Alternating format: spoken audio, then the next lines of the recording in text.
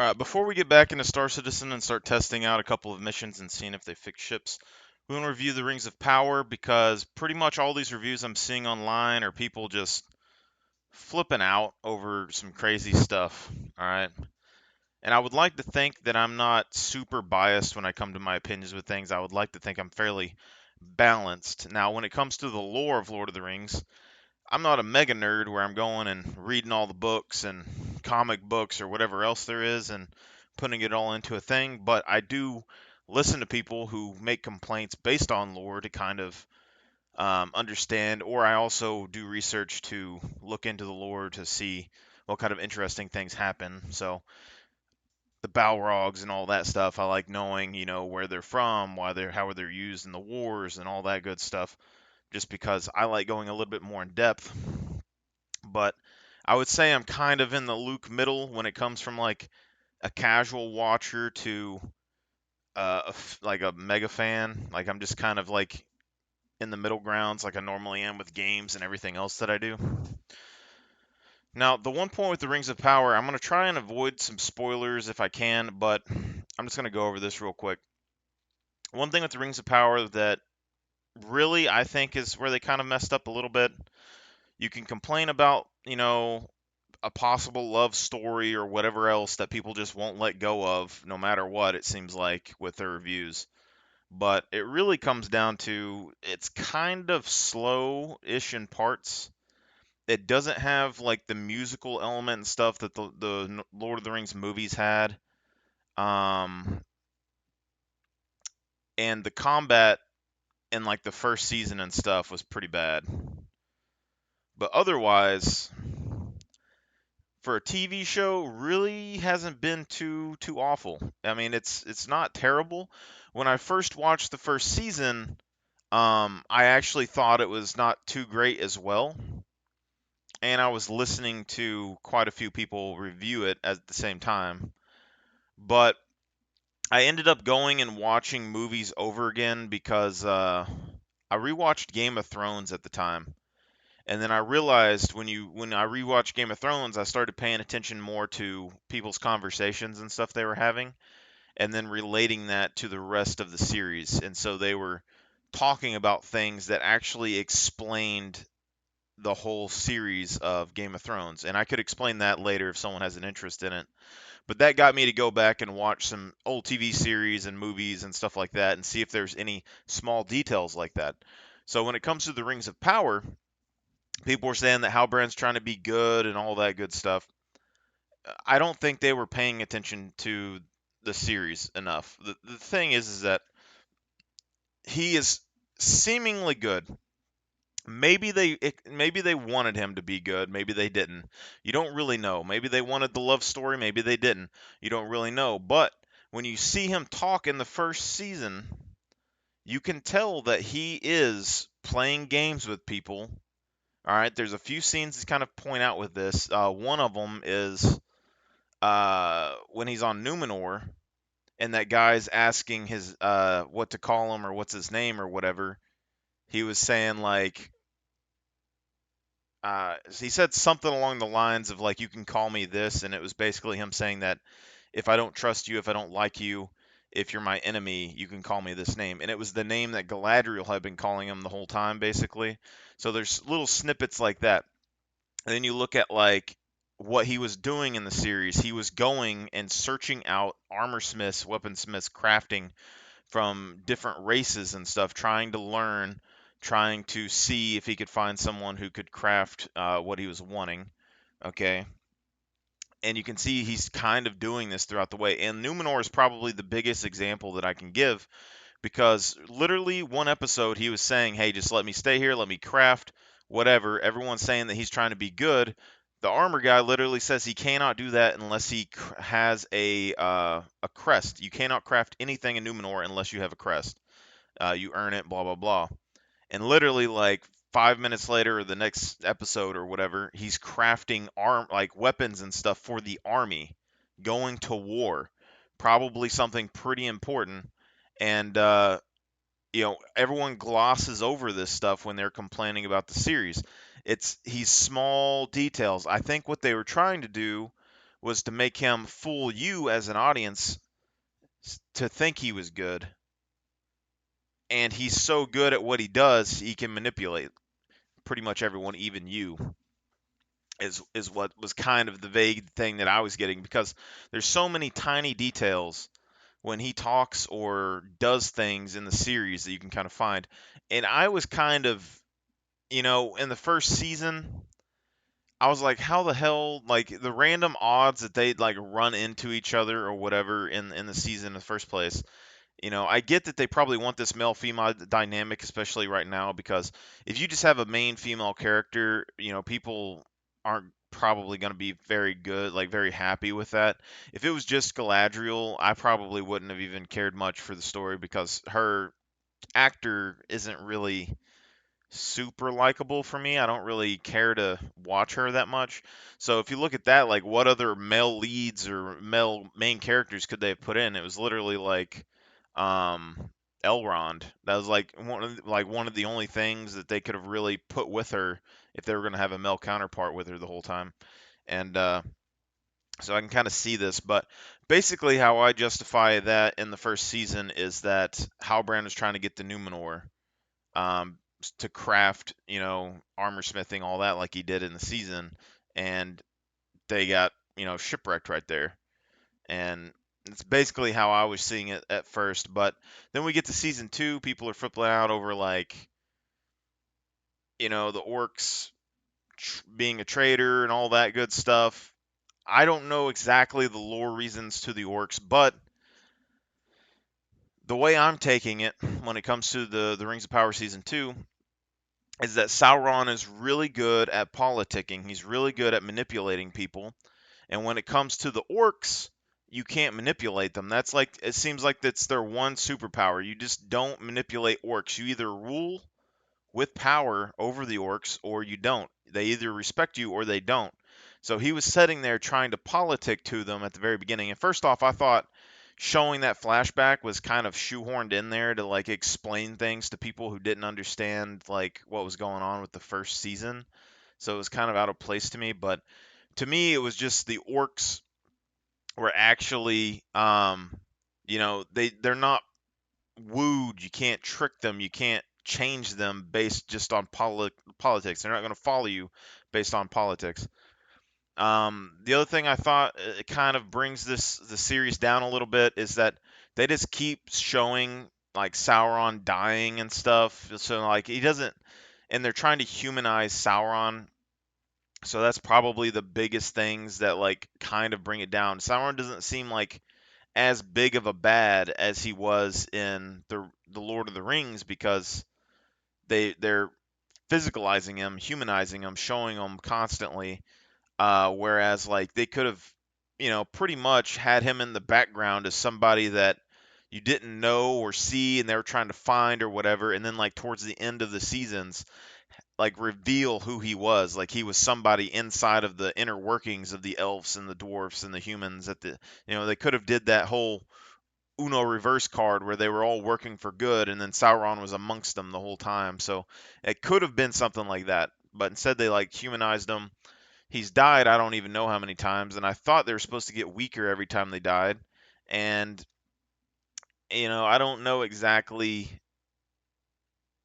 how all that works. When he dies in season 2 or whatever, it's like almost made me think like his body and his spirit like separated into two beings or something, because I don't like he doesn't use any of his super strength really after that point that you see when he's fighting stuff.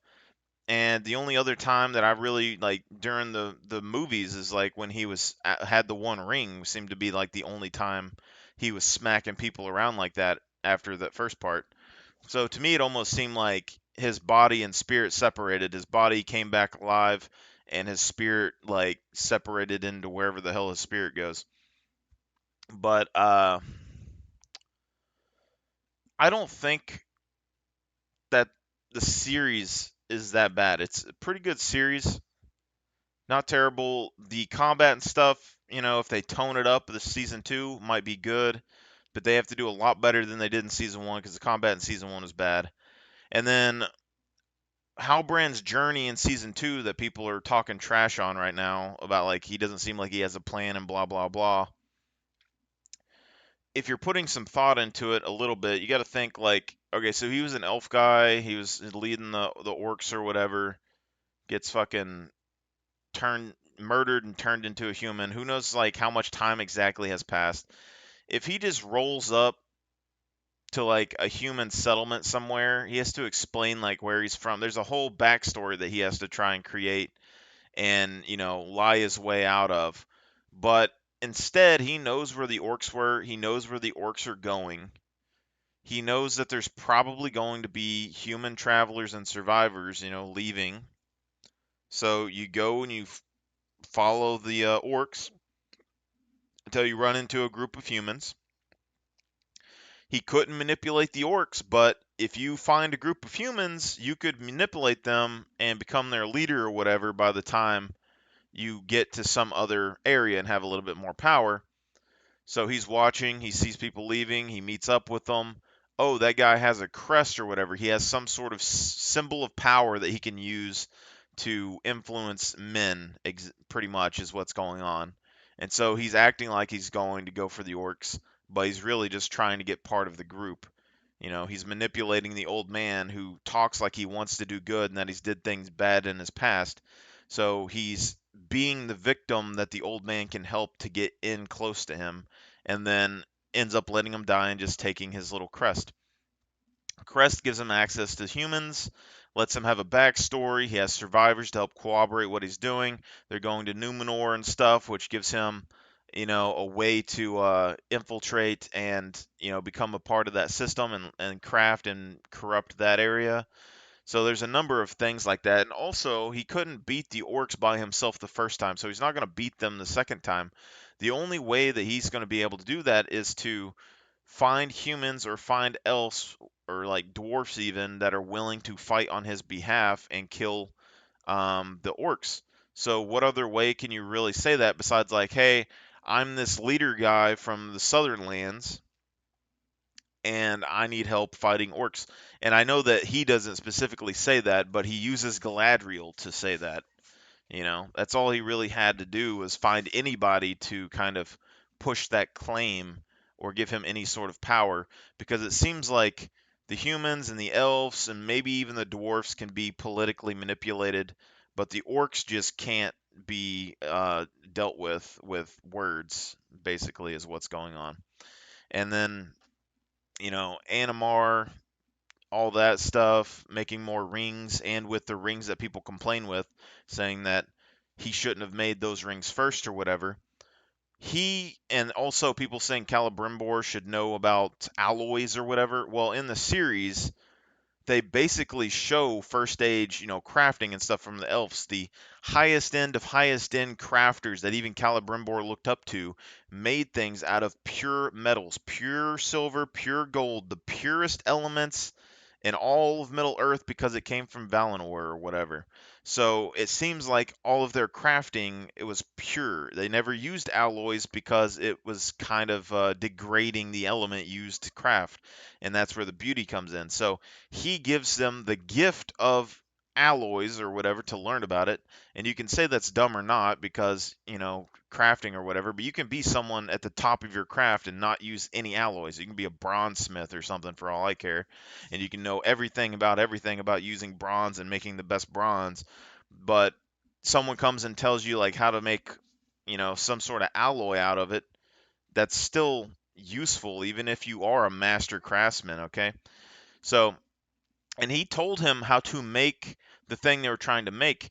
He didn't know about the rings even in the series because he wasn't necessarily trying to help them make rings. They were talking about a crown or a scepter, something spherical, during that period. Okay, I don't think he necessarily knew about the rings. If anything, he knew about one ring, and then they changed it and did three rings. So if originally it was a crown, he would have thought it would have been a crown. If you gave one item of power to the elves, it would destroy the elves. That's why they made three rings in the series. Okay, so they said what, like one corrupts, two divides, and then 3 is there's balance, okay? So that's why they made 3 rings. If they had one crown, the High King of the elves would have got corrupt and started, falling apart. That was his whole plan there for the most part. 2 divides, so it would have divided the elves into civil war, which still does what he wanted to do. 3, there is balance, which what is basically what ends up happening. And he does not know necessarily that there's 3 rings, but you know, there is something there that they're still pretty much made in secret, but he kind of vaguely knows. And then making more rings later, he's already manipulating Celebrimbor basically. And but there is some kind of like convenience factor to that for sure, because you have messengers. Galadriel's not telling him that he's Sauron. All this whole time, so there is like some plot armor or something going on there, but it's kind of dumb. But you could also argue that potentially Sauron's influence was still affecting Galadriel now that she's starting to realize that, because there's not much reason for her not to tell them that he was Sauron except for to protect her own pride. And the only reason that I could see her doing that really at all is that she just can't admit to herself that she was wrong that whole time, and he was probably, you could say influencing her a little bit. And the reason the whole love story thing with like Sauron and Galadriel, you could say they were trying to do the love story. Maybe they were, maybe they aren't. Who knows? But I would say that he is trying to basically corrupt her to where she guesses herself on the low end, or the high end he ends up getting a new general to fight the orcs. And I think that's generally what the game plan would have been for Sauron at that point, because if you think about it, you listen to like how the orc leader guy, how he was selected by Morgoth and treated by them, and then given wine and whatever to, and then he's put in charge of all these orcs and stuff. Galadriel would be kind of the same thing. He was basically putting her down. They were going through hardships and stuff together. He was getting on her favor, trying to slowly corrupt her over to his side. And the biggest plus is that he gets an army and he gets a very powerful general that can deal with all the enemies that he had before. And basically, he's not necessarily needing to kill the orcs, he's wanting to kill the leader of the orcs. That way that he can then take over the orcs and say, hey, you have no one left to follow but me. Now you follow me or I will kill you all, basically, is what I would see happening. And then on the off chance that Galadriel does, turn him down, basically, like they did in the series, she still has to contend with his influence on her, her judgment calls through that, everything else, which makes her a less effective leader against him in the long term. And you got to think, like, if his plan went into full fruition, he would have been leader of the Southland people. You would have had a high elf king that started, being corrupted, or an internal civil war between the elves. And then the orc guys probably would have been murdered at some point. So they go in, you kill the orcs. Civil war breaks out with the elves. He takes over the orcs. Orcs go against the elves of civil war, crush the elves basically, and then he ends up recollecting that, crown of power or whatever that they had, potentially, and having, rings to potentially do anything else. In the civil war between the elves, it probably would have broke out between, like the High King and Celebrimbor's realms or whatever. So, like, Sauron would have teamed up with Celebrimbor, made more rings of power, ended up helping that side fight the High King, basically, and then you would have civil war, a bunch of corruption, many rings of power and powerful items being made, all of that. So I could see all of that happening, basically. But the series itself, I don't think is bad. The actors are pretty good. The story is okay. There's not anything super crazy going on for the most part. It's just this kind of political, like, under the radar stuff happening that you have to pay a lot of attention to. So it's not as flushed out and entertaining as maybe the movies might have been, but it doesn't have like the music that like pretty much made some of those older movies really good, like Lord of the Rings. Background music, the wordings, the sayings, the combat and stuff really sold those movies, and this one has more of a almost kind of like Expanse vibe, where it's that kind of lukewarm stuff happening. But overall, I don't think the Rings of Power is a bad series so far. But we'll see how they do with the second part of the Rings of Power season two to see if it gets any better or worse. Humanizing Sauron was probably the probably the thing that brought it down the most. If you imagine like Galadriel doing what she was doing, and she like let's say that even if she met Halbrand, Halbrand and her meet up, they go to Numenor, Halbrand stays back and starts crafting armor or whatnot. She goes to war against the orcs, and then like all of the stuff still happens the same, but Halbrand wasn't in the picture, like he wasn't a main character, and then she ends up going into like uh Celebrimbor's area, crafting the rings or whatever, and then you went through all of that, and then season two happens, and they reveal who Sauron was, and basically show him like, oh, he was in Numenor, he was the armor smith guy. Oh, he went and he was a part of Galadriel's army because he shapeshifted and he became a general or something, trying to kill the guy. And then he was in the armor smith thing because he went from the army with them to Celebrimbor's place again to infiltrate Celebrimbor's area. It would have been more of a shock factor, I think, than them focusing on him as a main character. But the grand picture is still kind of the same. So even though there are some issues with the series, I still think it's generally a good watch. It's not that bad. It's better than a lot of series that have been coming out recently. It's just people are going to harp on pretty much as much lore as they possibly can, and they're going to bend the lore as much as they can in their favor to make it look terrible. And then they're going to basically, because there's been a lot of TV series and stuff coming out that's been doing a lot of disservice to fans and pushing, political ideals and all of that. People are kind of hitting a tipping point where stuff like this, even if there's even a slightest thing going on that's kind of off, everyone goes into the frenzy. Same thing with like the Star Wars Acolyte and stuff like that. The witch singing part of that show was super cringy and just weird, and it threw the balance of everything off so much that they focused on it that people just like blew up online. Not necessarily that everything in the show was bad. So I don't have a problem with Rings of Power. You should probably give it a watch if you really want to. I don't know if I want to do ratings or not. I would say it's somewhere kind of in the middle. Like it's not middle of the road mellow for me because it's still kind of interesting, but it's not high end. So maybe like a 6 or a 7 for me.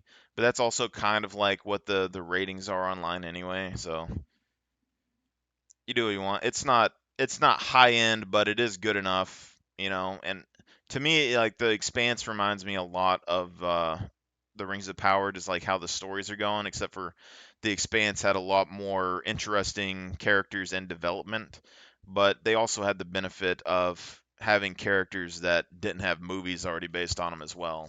Already a big fan base with the movies. So, you guys have a good one.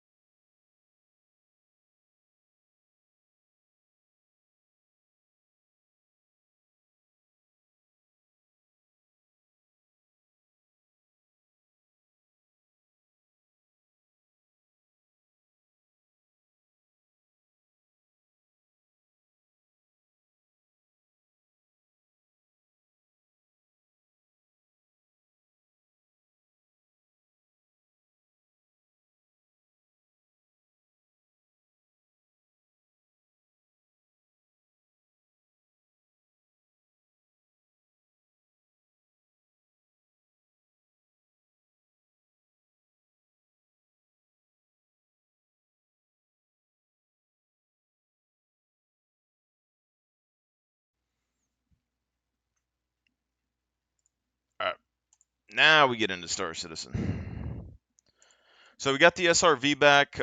Spending money that I didn't plan on spending on Star Citizen, to be honest, to do some testing and stuff. But the SRV is one of my favorite ships for just how simple it is, how simple the game loop is.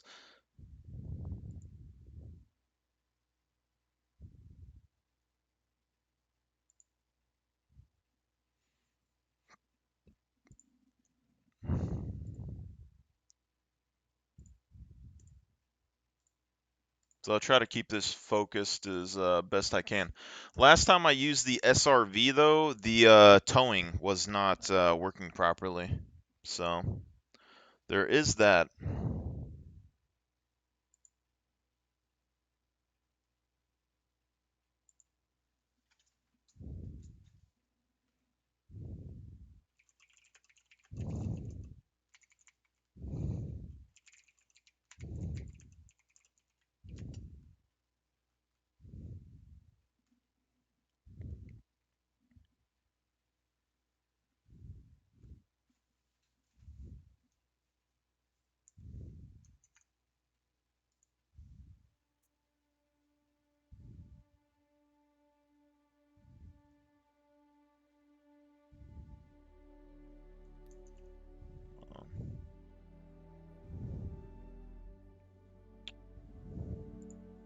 Gotta minimize this real quick and fix my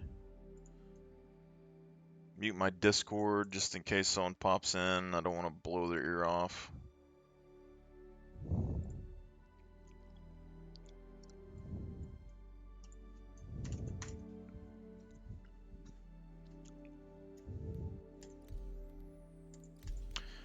Yeah, we had the Hercules, so we still have the Carrack, but the cargo missions weren't really working for me. I kind of still want to try cargo missions. We could do cargo missions in the SRV potentially. Small cargo. I mean, I think the SRV has like 12 SCU of storage. So as long as we don't take any massive boxes or any boxes that are like 4 high, um, we should be able to transport some. Like as long as like 4 SCU, we could do like 3 of those. Do a couple tow missions, stuff like that.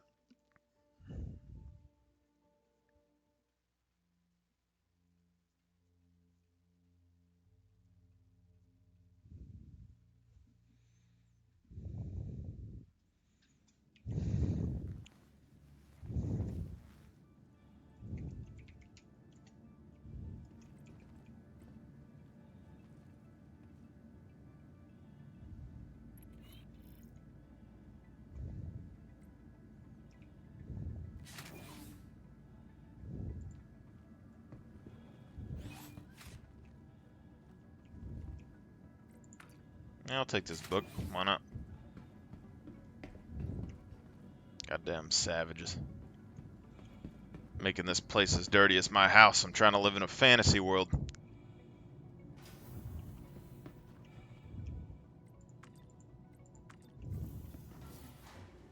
Need elevator music, something fierce in here. Hey.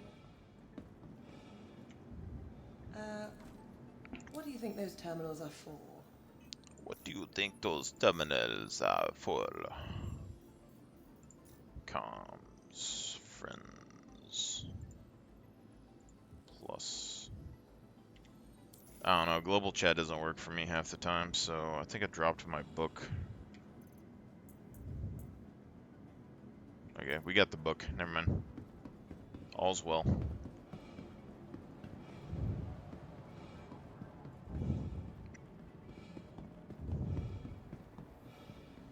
Valkyrie and stuff will stay here. We'll probably see if the Cutlass Black is still here. Vehicle retrieval system. And then we'll fly the Cutlass Black over to, Vehicle selected. Actually, Cutlass Black Stand was by. broken last time. We couldn't get it to come back out. We Your glitched it. vehicle has been delivered to the follow. Please visit.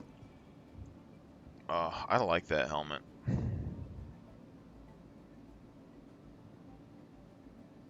If you could have this helmet and then like some sort of rebreather that you could stick over your mouth when you went into space, I'd probably use this helmet a lot. Any case, yeah, we were doing bounties or something the other day, and there was a ship that showed up with a bounty, and went into a hangar and we were trying to stop it. And I ended up flying into the hangar behind it and getting a crime stat and Welcome my to ship the impounded ASOP and stuff. vehicle And then after retrieval that, I system. couldn't get the ship back. It was just completely gone. Vehicle selected. Stand by. So it might still be glitched. Your vehicle has been delivered to the... Please visit us again.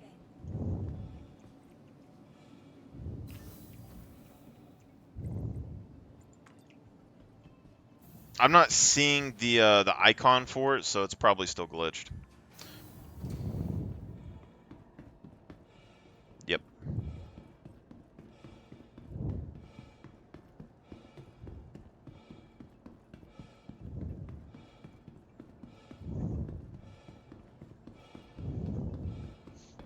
I'll make a post about it here in a minute. Welcome to the ASOP vehicle retrieval Could still system. take the Valkyrie.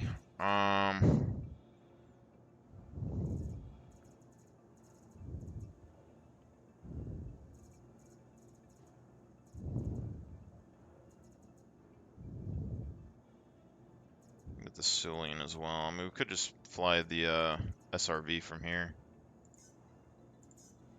So we'll grab the SRV. SRV is probably one of my favorite ships. Your vehicle has been delivered. Please visit us again. While we're waiting on that, I'm just gonna do a Reddit post real quick.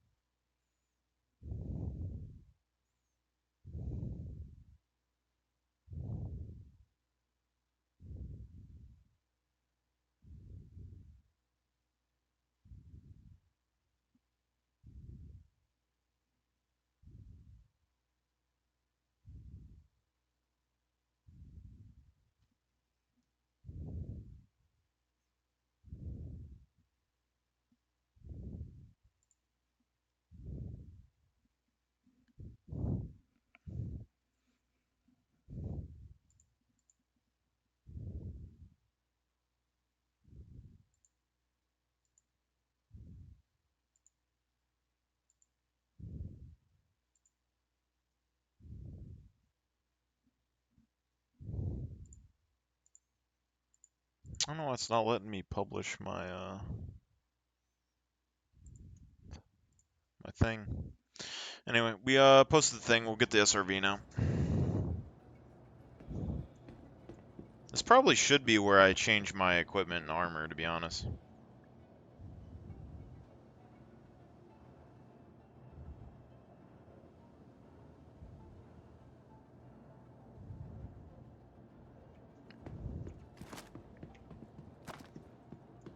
If I recall correctly, we had one or two magazines for the LMG and one magazine for the pistol left. But see, down here on the SRV,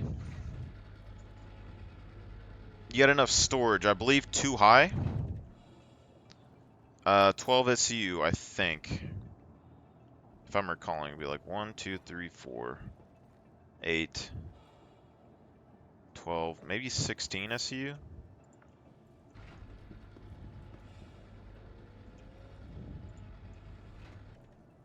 So part of me wants this ship to be my starting ship because basically I'm kind of lukewarm when it comes to like law and criminal stuff. So I'm fine just doing bounties and whatnot. But the unverified missions, if you go and look at this, like these, I think sometimes you kill good people. So I'm not sure if it'd be worth it.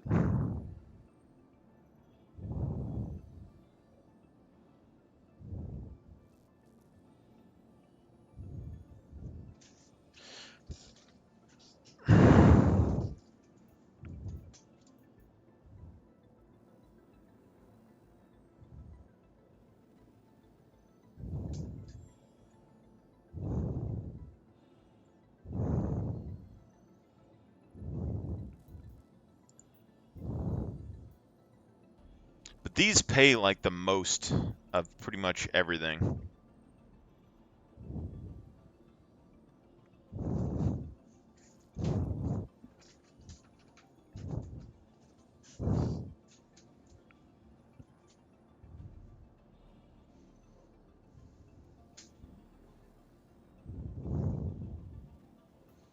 $25K just for that. But my big ones, so the deliveries are okay. So this Delicate Dillings,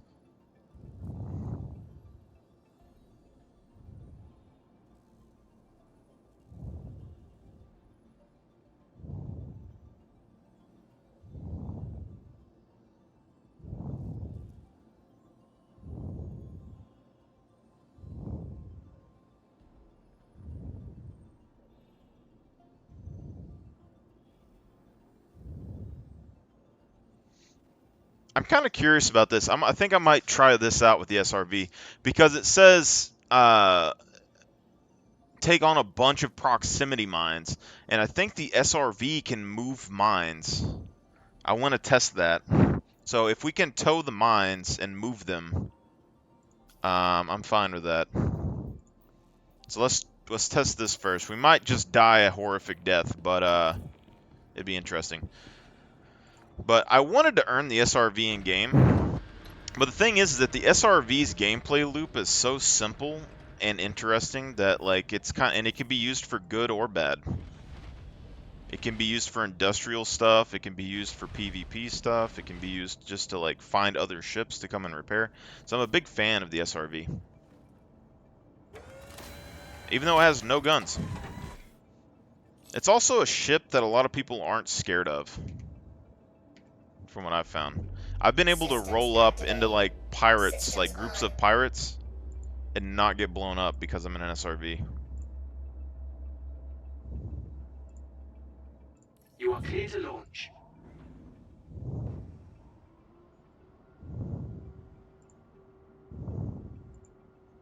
We'll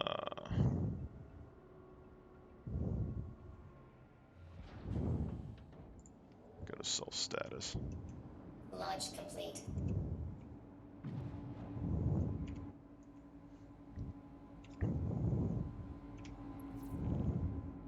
But last time I used this ship, the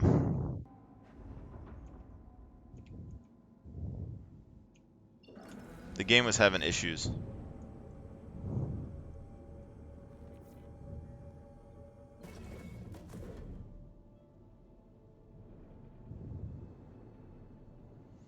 feel like all of these, they want you to... So we'll try this. But the SRV seems like the ultimate, like, middle of the road ship.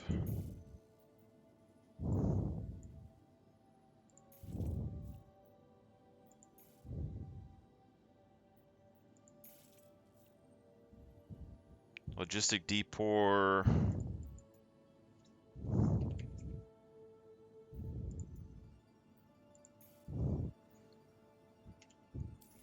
Yeah, like something with Microtech always wants you to go to Microtech and then it wants you to go over.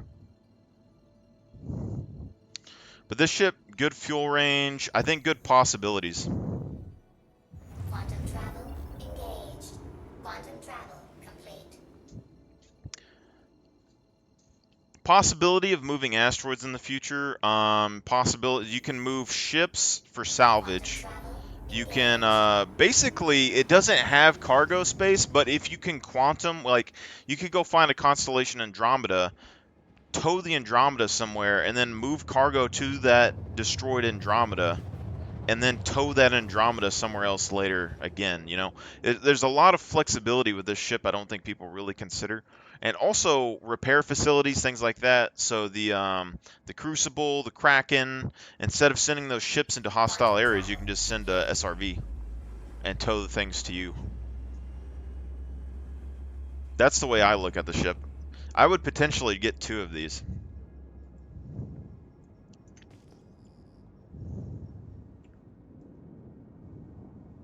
Wow, that's pretty.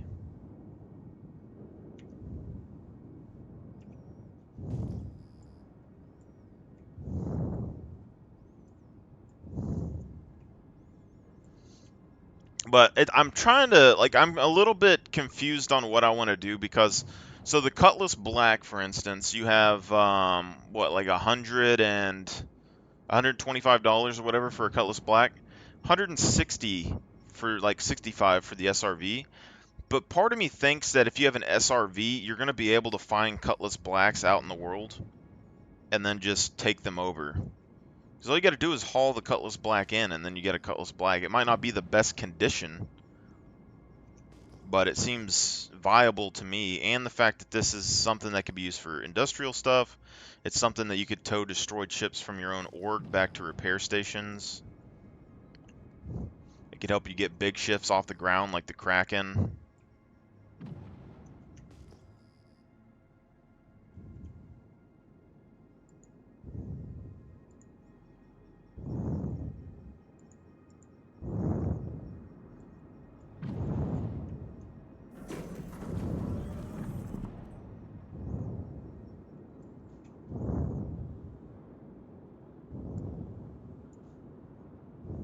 I gotta start using this scroll because I always do the other thing and it messes up.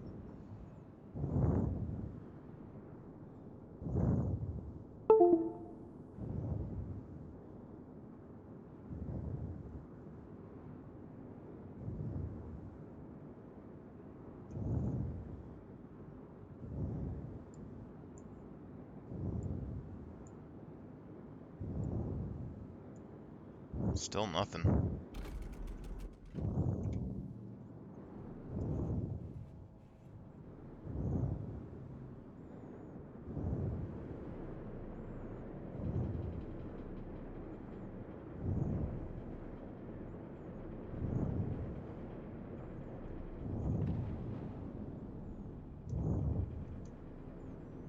Yeah, this place, it might just be broken. Same place that we tried to go yesterday. So that sucks. But we should still be able to do the other stuff. So now we just need to go to Yella.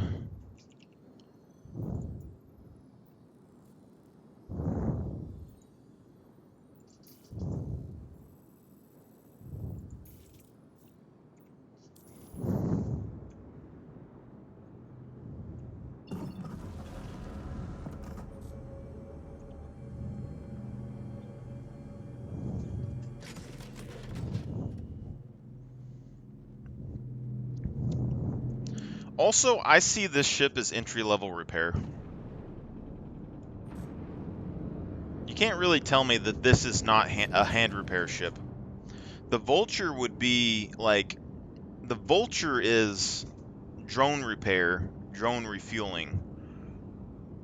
But I don't see the Vulture as necessarily like a ship that you use for, I don't know, like, I don't think I would see it as a ship that you use necessarily for, a useful repair ship necessarily. Like, I think it's something that you set on top of like a Liberator, and you give repair functionalities to something else instead of like sending it off to do repairs. But I could see like putting a like a Vulture on a Kraken, sending it out for smaller jobs potentially.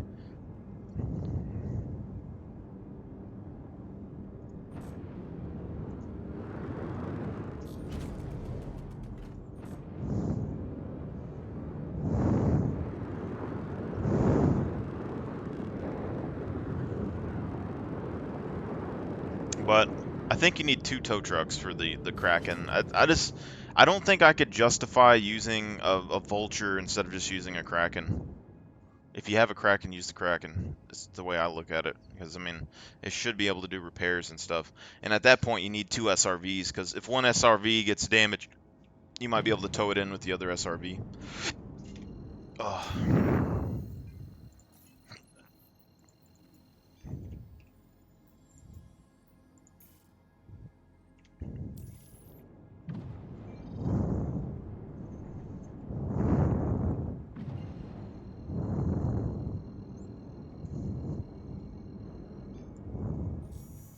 Quantum travel engaged. Quantum travel complete.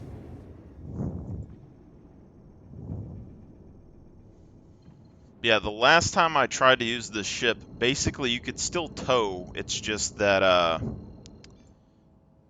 you couldn't quantum tow. And some people said that if you keybind the quantum to a different key, it would still work, but I would prefer if it just worked without me having to do that, to be honest. Because they already took away all the missions that you can make a ton of money with towing on this game, as far as I saw. But tow missions are probably the thing that I like doing because it has that versatility of like, it's not very difficult. It doesn't take very long to do one. You have the possibility of finding some like crazy loot. You have the utility of being able to like stockpile ships that you could potentially repair, and also ships that you could potentially salvage later if you just throw them in an area. You know, so there's a lot of benefits, I think, to it.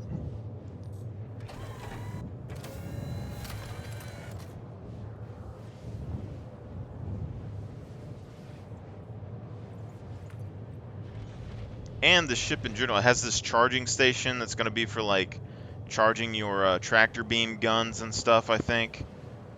So you have that ability, you know, to charge your stuff.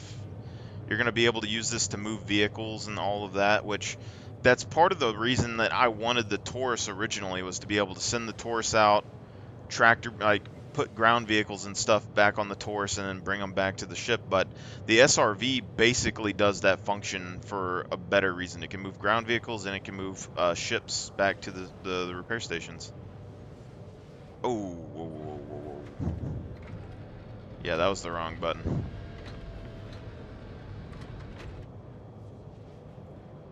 Let's not do that. And also, this ship, very comfy. Something that people don't really talk about with this ship a whole lot, and I'm kind of curious. One, you got airlock, airlock, airlock.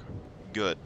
You got recharge beam thing potentially for recharge like weapons. You got the 12 or 16 SU storage underneath the floor, which could be used for parts, drugs, boxes for like bunker missions, things like that, things that don't require you to have like an armed escort. You still have the food eating station and all of that, which, you know, is crazy. You still got your bed. You still got these 2 chairs that you could potentially have. All right. and you can tow ships, potentially repair those ships and use those that you find, find other stuff. You still have your shower and everything else inside of here. Okay.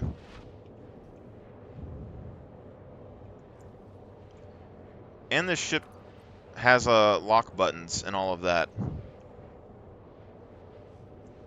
Okay. Which might not seem like much,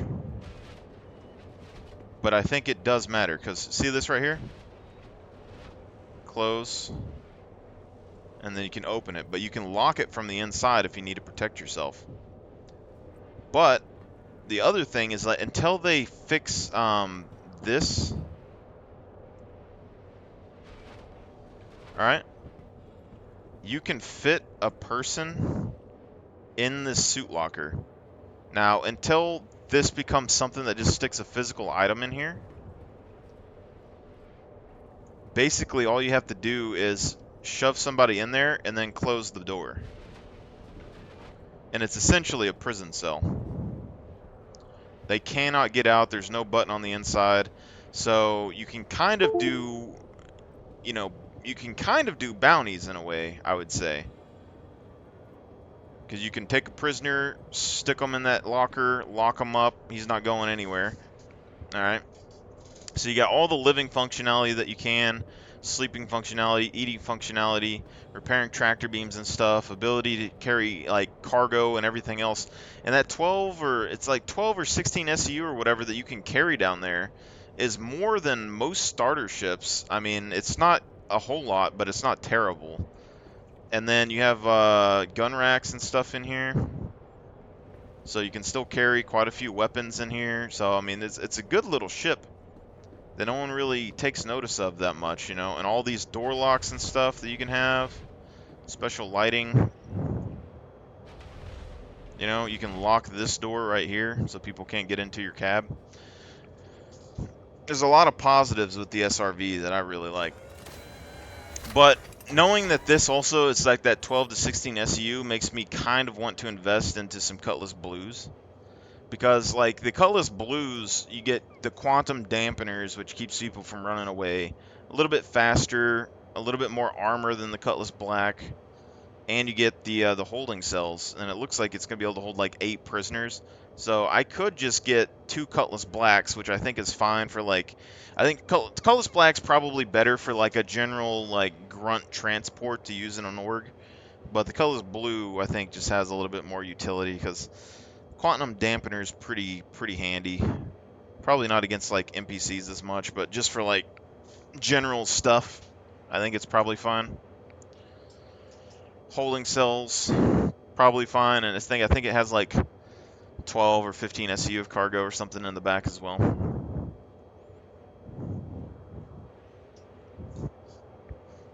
I might actually Google that here in a minute.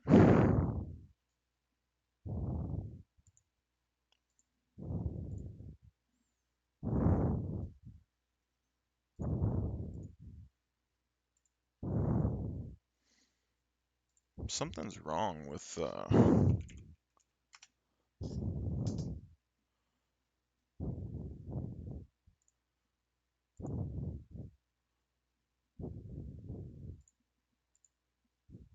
yeah, the Twitter site, or not Twitter site, the other one.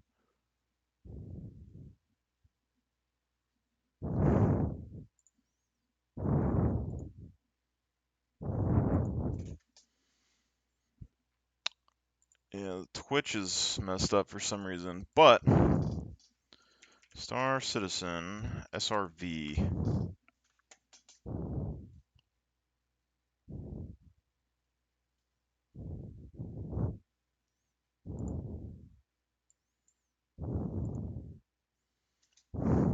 So you get 12 SU of cargo underneath here.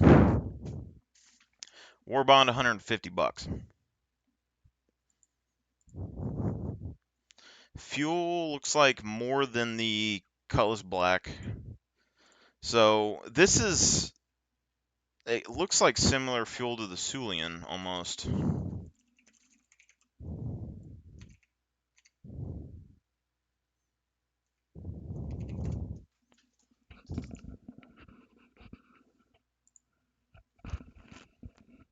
It's 2,900 liters.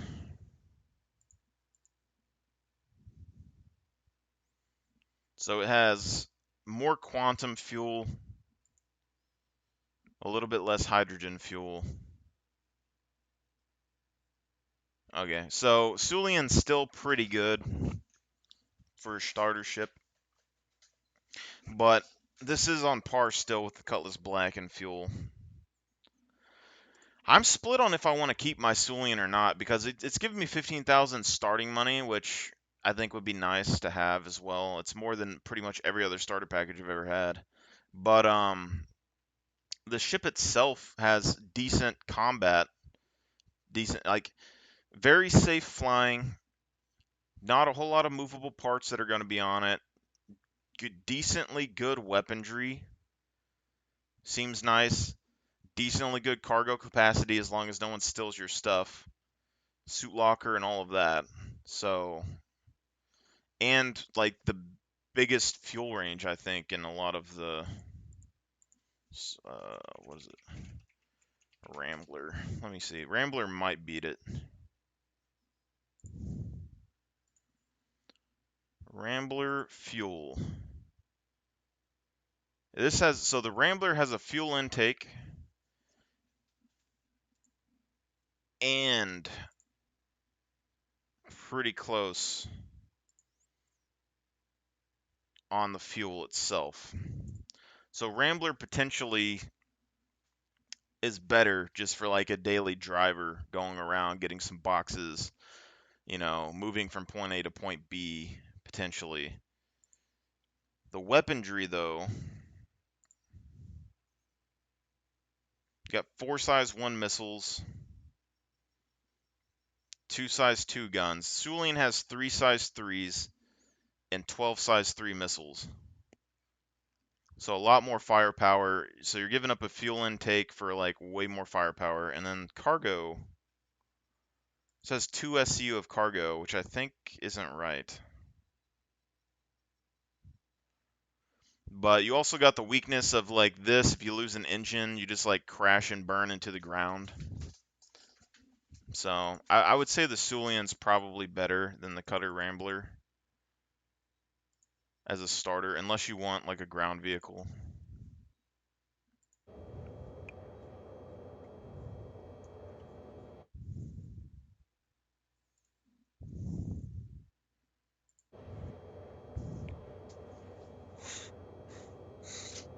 And SRV's right up there. But the Cutter, the Rambler was like 60 bucks or something. The Sulian on Alien Week is like 60 bucks as well.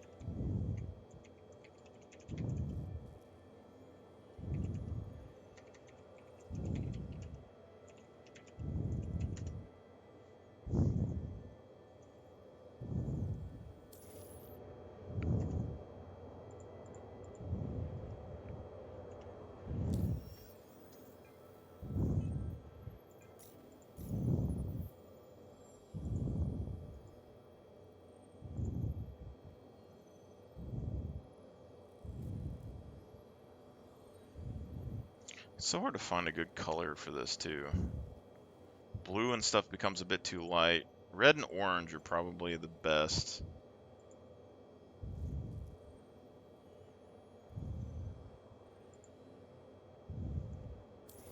Maybe I can't do global because no one else is online. That'd be interesting.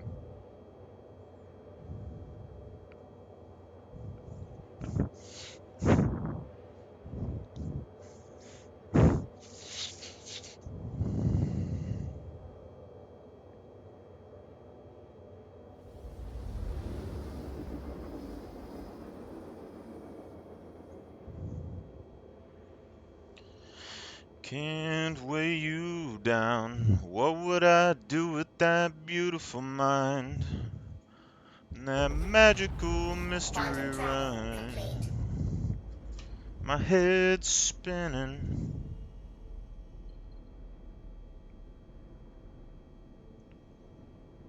But I'll be alright.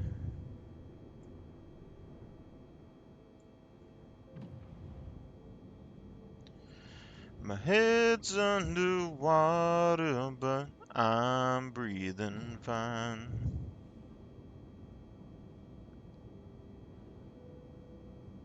You're crazy and I'm out of my mind.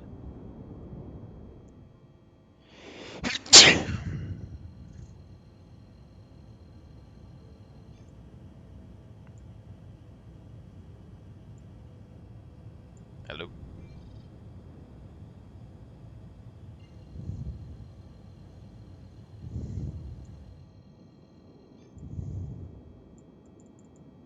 Hello again.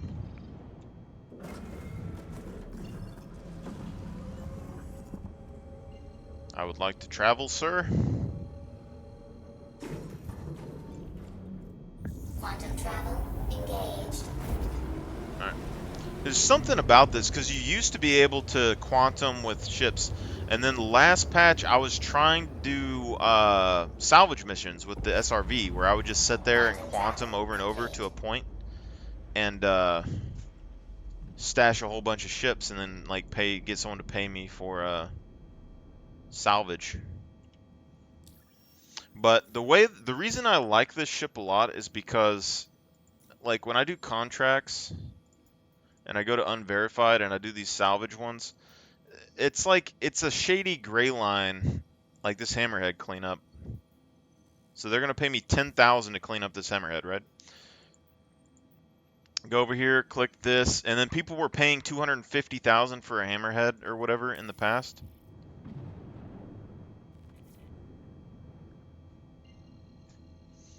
So in the past, I could myself get paid 250 for cleaning up an hammerhead. Now you have to physically go and move the hammerhead, and you only get paid the 10,000. But for how long this takes, it's faster than everything else for the most part. I mean, you can do bounties and stuff, but you have the potential of salvaging, like repairing this hammerhead potentially.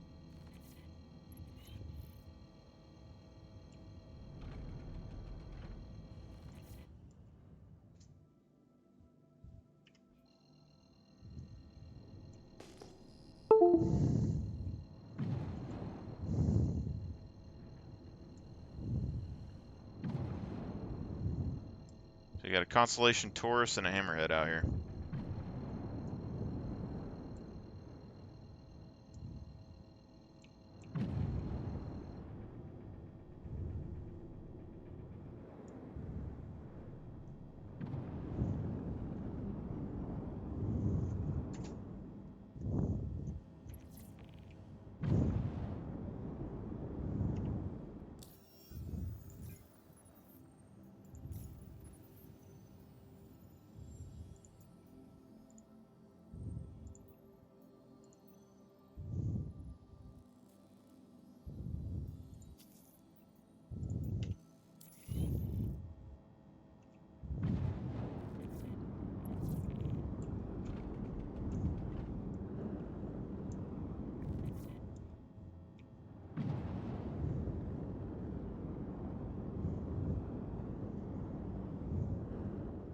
But I think you still get crime statted on this, so ooh.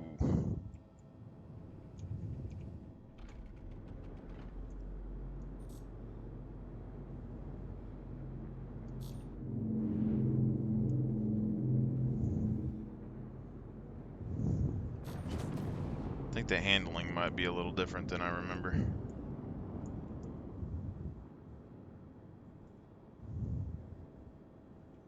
Constellation Taurus is right here next to it as well.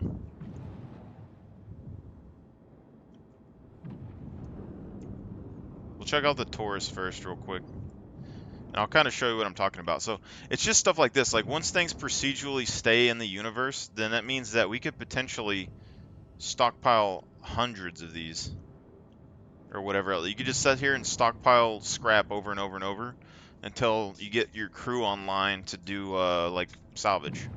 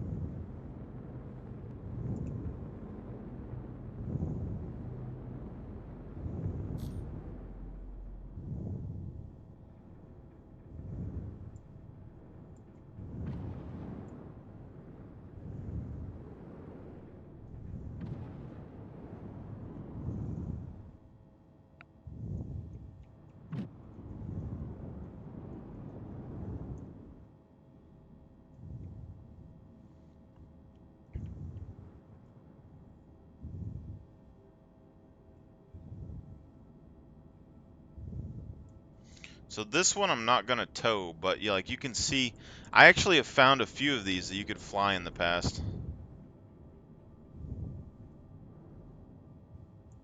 And also, this allows you to kind of learn some of the ship layouts. Engines off.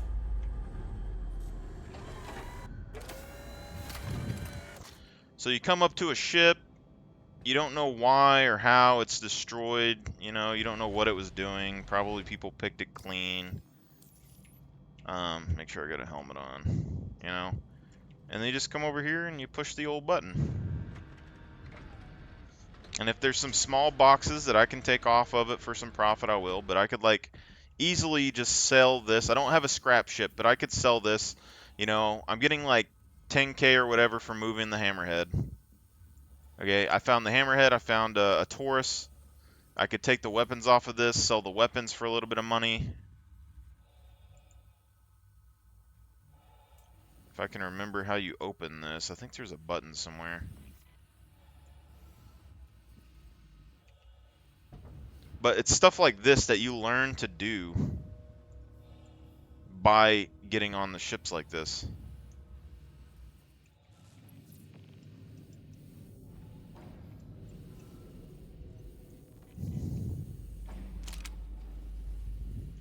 And like ships like these,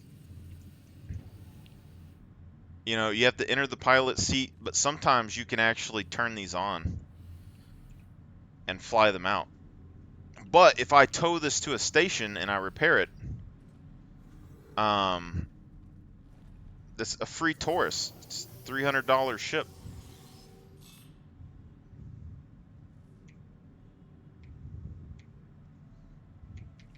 But see, like, you can't push the buttons to turn it on, but sometimes, I don't know if it's a bug or a feature or whatever, but sometimes you can do the manual buttons to turn on ships.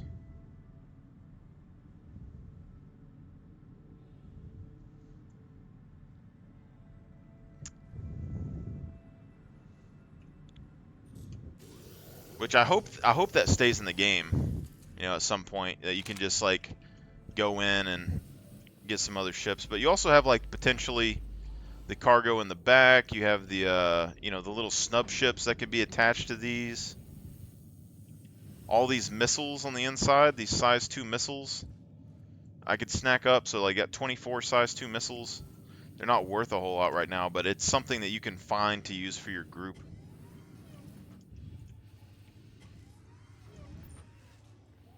Alright, so nothing back there.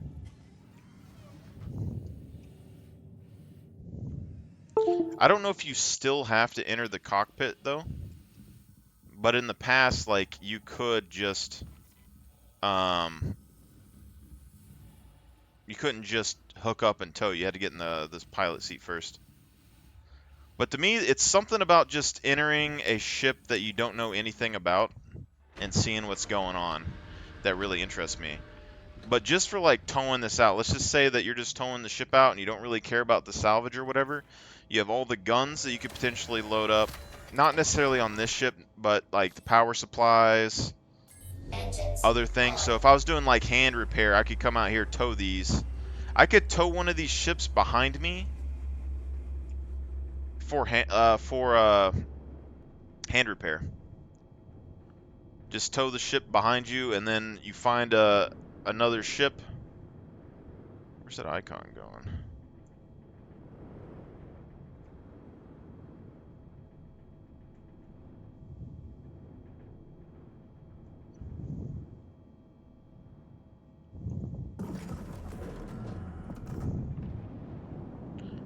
So, like, let's say I towed this hammerhead behind me or whatever.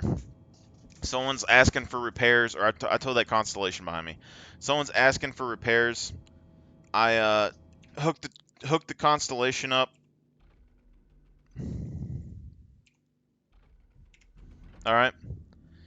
And then I drag it to where the other ship is, and then I use hand tools to scrape the metal off of the you know, the Taurus or whatever ship that I'm hauling to repair patches on someone else's ship. You know, stuff like that. Pull the power supplies out, move it over there. Maybe I just have this ship and I have a shipyard where I just pull all the Constellation Tauruses and everything else. And then anytime someone calls in, I just look for a ship with those parts and then haul that ship over to them. Or maybe I haul their ship to the scrapyard so that they can find the stuff themselves. There's like so many possible flexible like things that you could do with this ship potentially. That makes me really like it.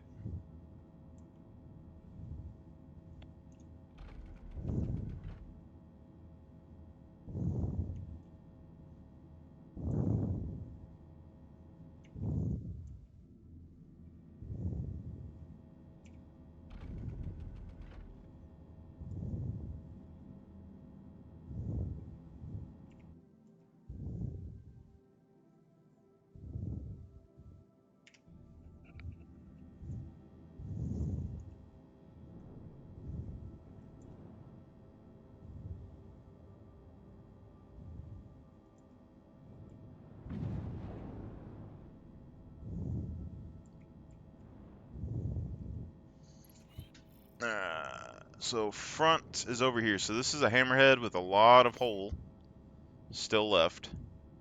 Potentially could have cargo underneath it.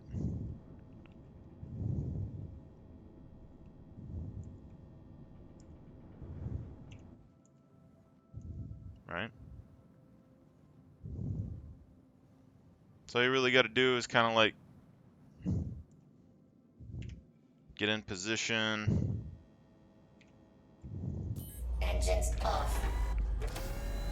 And it's if we can still tow this. I don't know if the mass limits affect anything, but you just come over here, you click the old button, and you start investigating, alright? You don't know why this hammerhead's abandoned. Could be a perfectly functional hammerhead. It still has a bunch of the hole and stuff on it. Everything looks pretty good.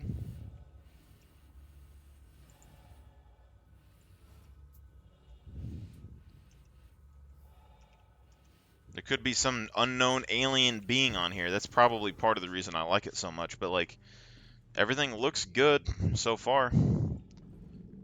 So like right here in the front, you have to go and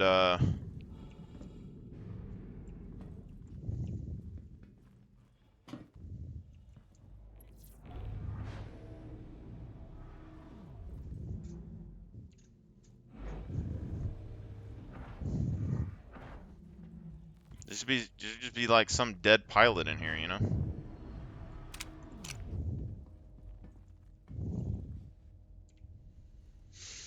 But ship still looks perfectly intact.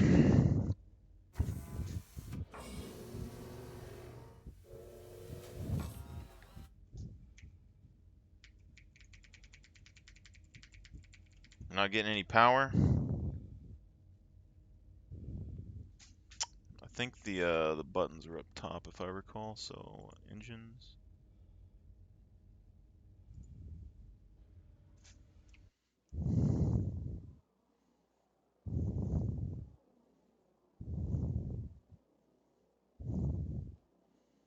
Doesn't look like any cargo in the back.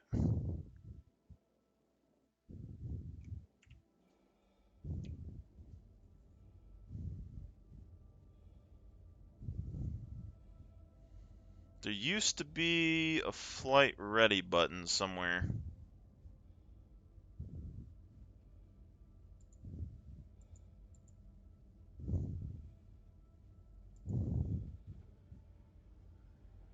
So they might have fixed it at this point where you can't do it anymore. But the point is that this ship is... Oh, maybe it's on the arms. I'll check the arms real quick. Point is that this is a fully functioning hammerhead, like a $650, $700 ship.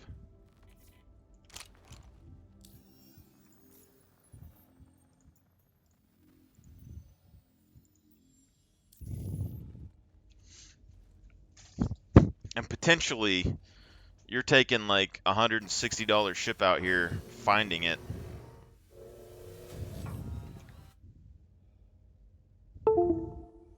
Just want to double check the arms, make sure.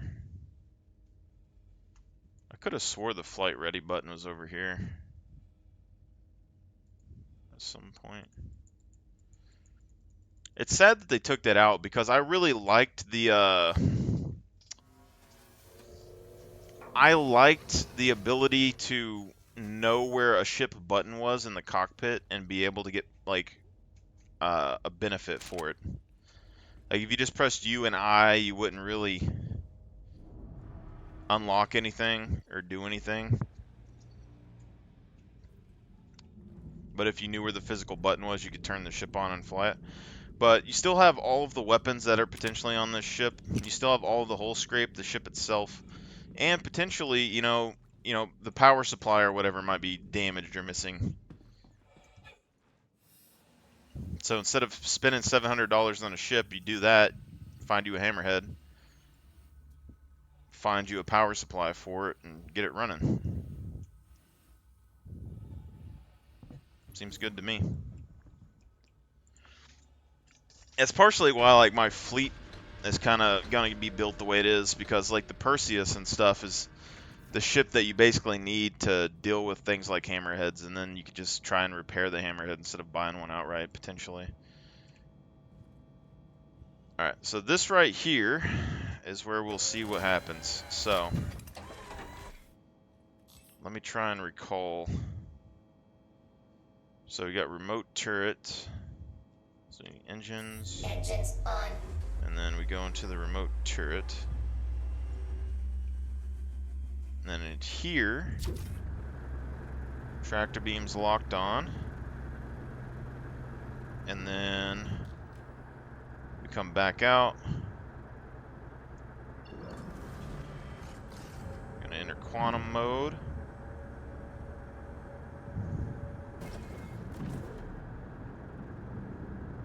We'll complete the mission and then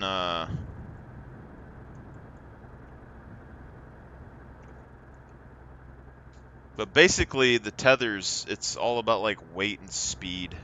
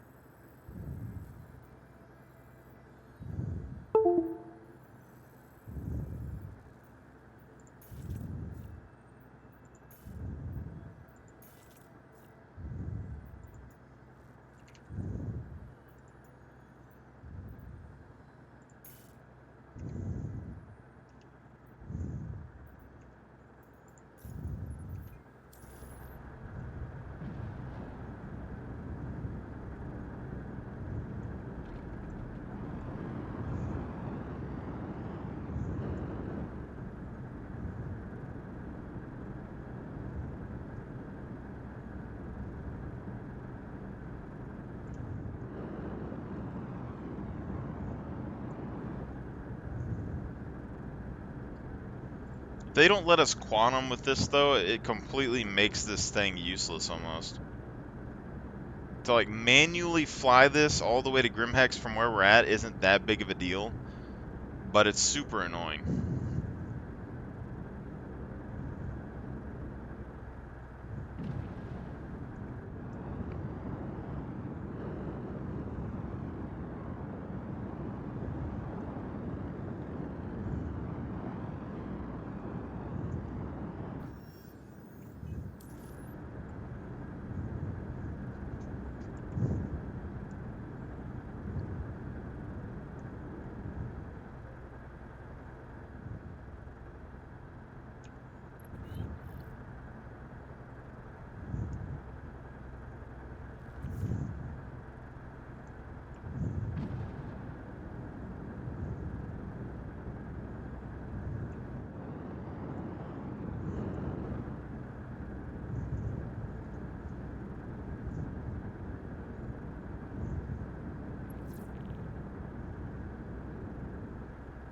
See, but contracts complete, $10,000. Thank you.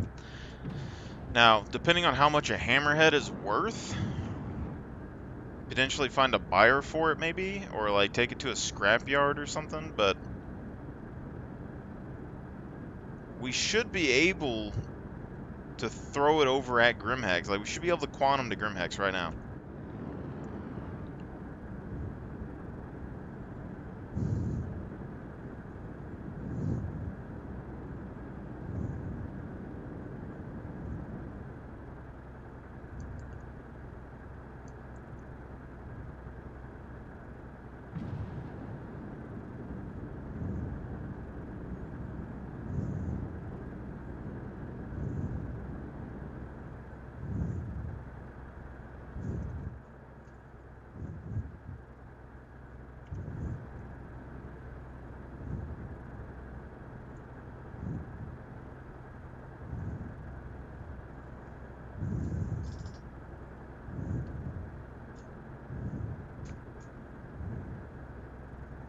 Let me try and Google this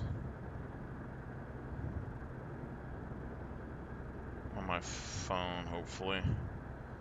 Star Citizen, why can't SRV quantum tow?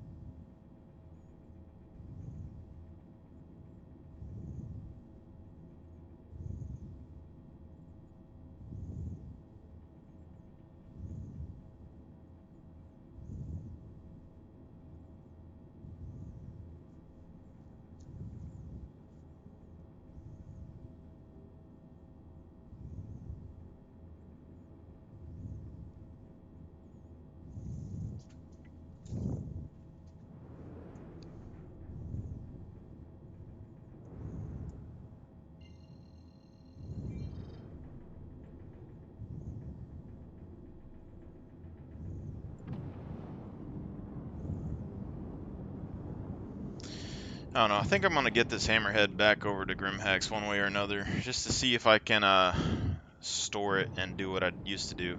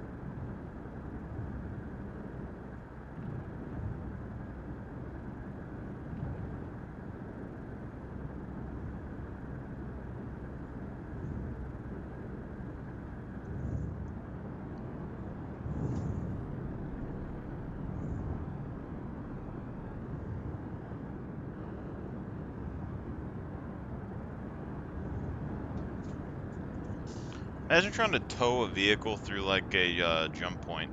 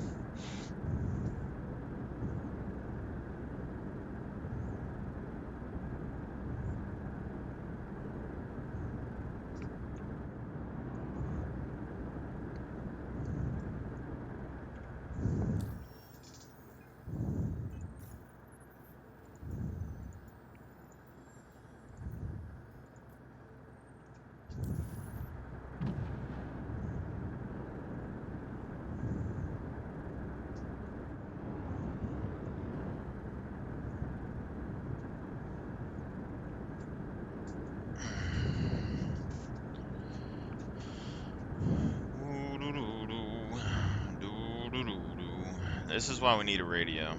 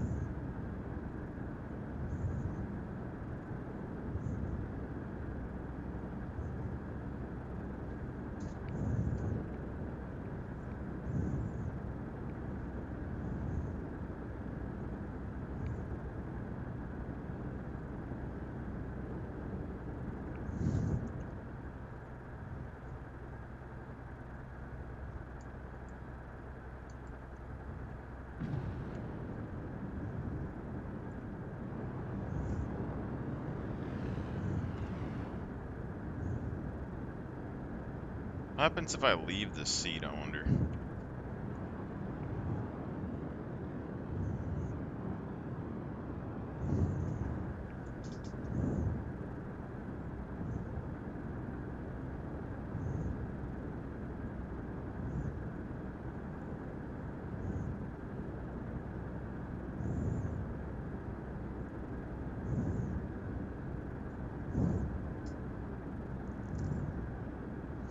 Problem is, now when I call in an elevator, I only get the elevator size that I have.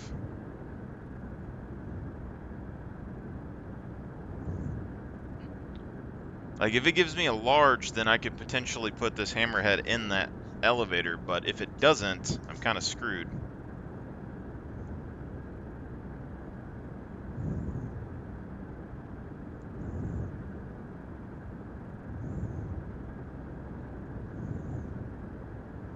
I might be able to land it on the exterior landing pad.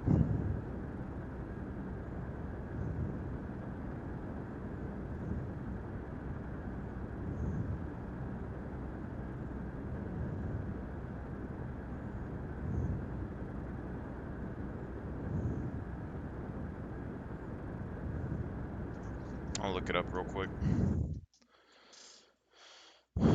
Alright, so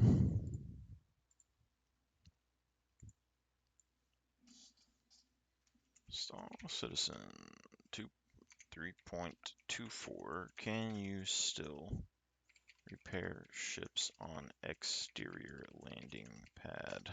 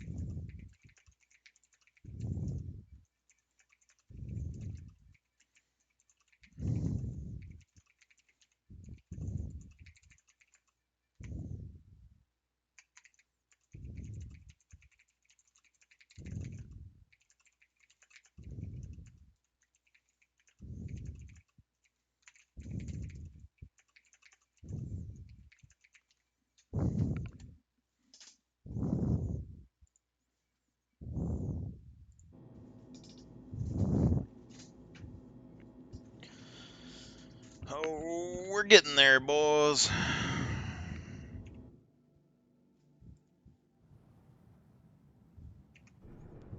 Crap.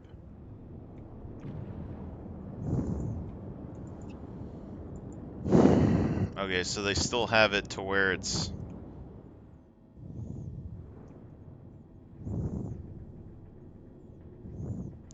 Yeah, the ship is still despawning a certain distance away.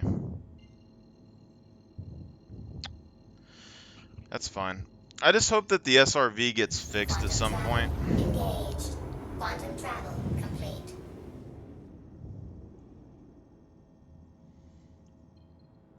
Because it's literally one of my favorite ships.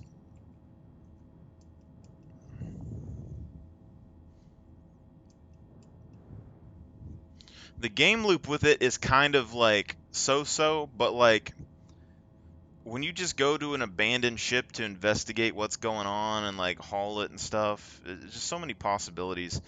You know, addition to repair, addition to salvage, potential mining in the future, potential military uses in the future. box missions. Like, there's a lot of things that you can do with an SRV, the potential holding cell and all that, you know, and the ship just looks and feels pretty good.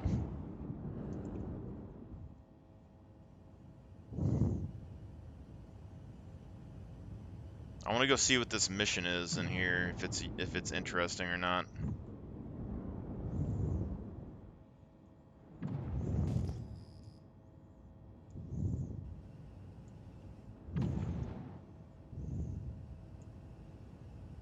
I get a little skeptical when I come to this place. Like, if you see a bunch of Avenger Titans, like, I come to Grimhex all the time. That's all I'm saying. But if you look out here and you see Avenger Titans setting in the rocks or something, or some of these Ares Ions and stuff setting outside in the rocks, be skeptical.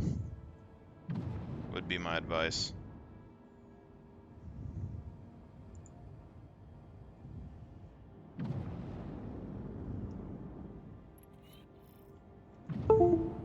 Alright, so it would have given me a large hangar, so I would have been able to get the Hammerhead in here.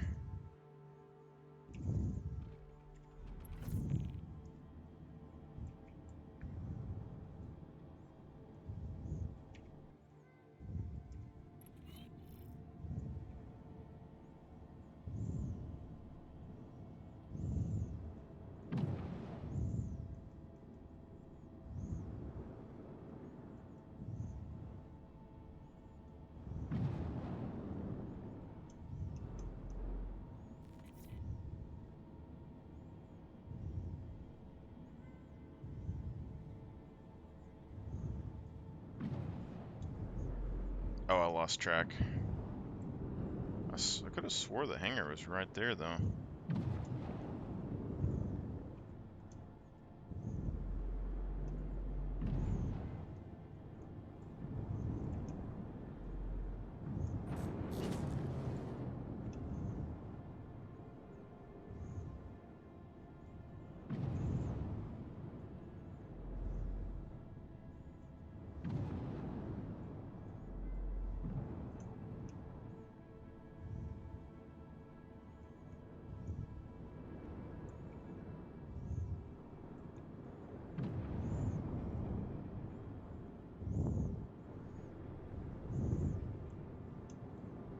It's like the one time I mess up landing at Grimhex, I guess.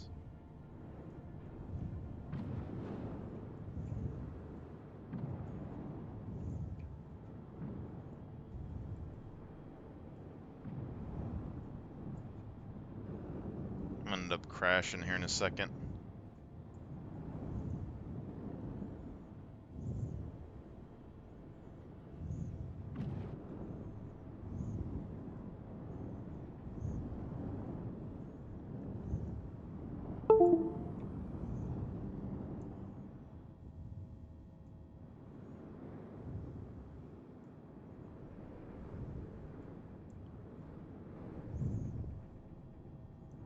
Am I?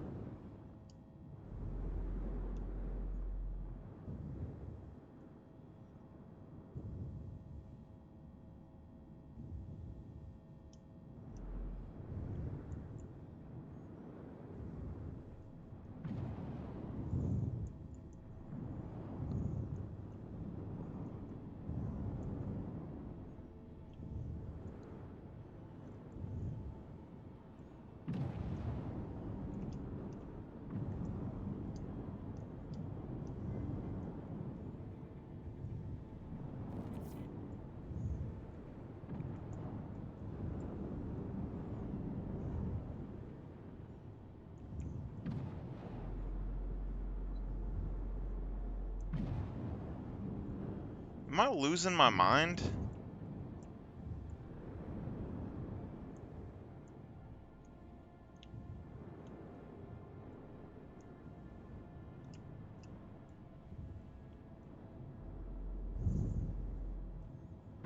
I feel like I'm losing my mind right now.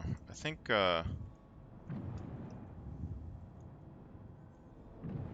just Let's land up here, maybe. Docking initiated. Docking denied. Landing gear down. Landing complete.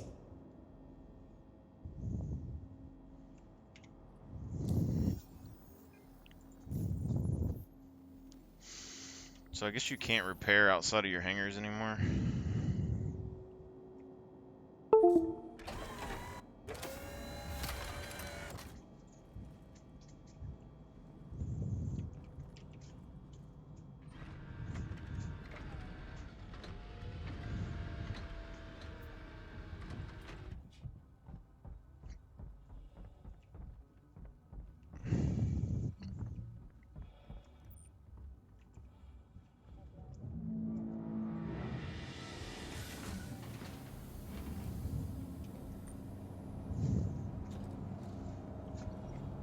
I don't think I've used those landing pads in fucking decade.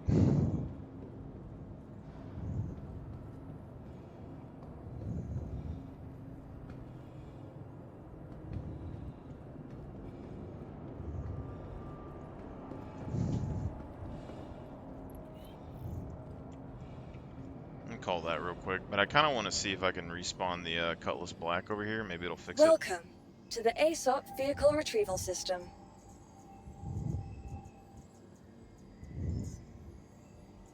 Your insurance claim has been sent. Please visit us again.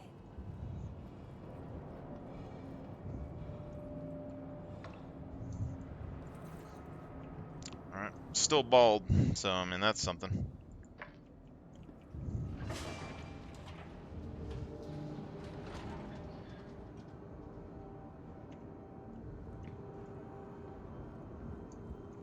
I'll go ahead and put my helmet on anyway, though, in case there's no air over here somewhere.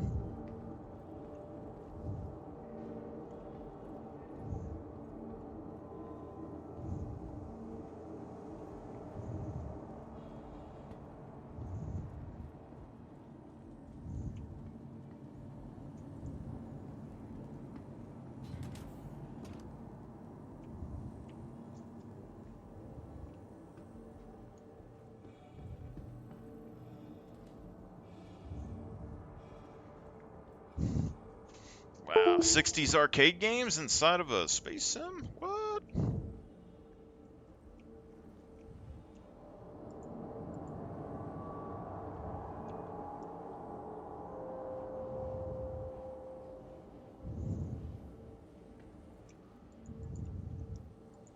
I'm guessing Otto is some sort of robot.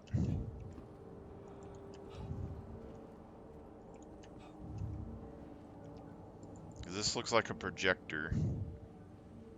So it's either going to be like a hologram, and it's going to be like a Charlie's Angel thing where the dude's like mysterious behind this camera. Doesn't look like there's anything to do though. I didn't know that little room was back there though, so I mean that's something.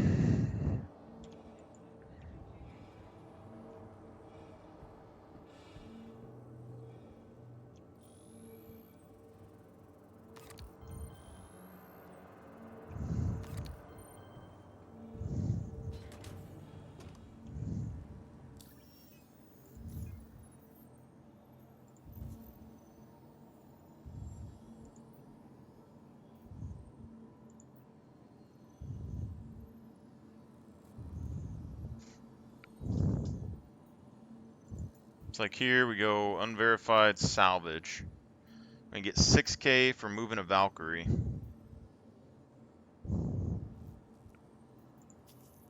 And then we have delivery missions that we can do.